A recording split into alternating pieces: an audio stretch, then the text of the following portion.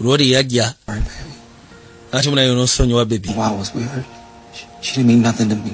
Amazima ga Katonda mu ggulu ly'omuwala gwe nabadde naye yabali talina makulu gye ndi. Just sex. Just nabadde mweggalamu bwegazi, just sex. How many times has a woman heard this? Mirundi emeka omuwala ddala mbutuufu oba omukyala lwawulidde ekigambo just sex?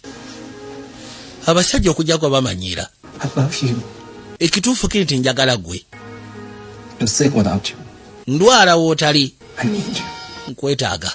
I'm sorry. Nsonyiwa munnange. Sorry. Nsonyiira ddala. I promise I won't do it again. Nsuubiza sigenda kuddamu bikola nateera. Somehow, this shit always works. Yagamba ebiseera ebisinga simanyi lwaki naye abasajja boogera ebintu bino ne bikola. He had me by a 4-letter word. Yasobola okunfuna kasi ayogera ebigambo bina ebyalaavu. Him, and that part I couldn't help.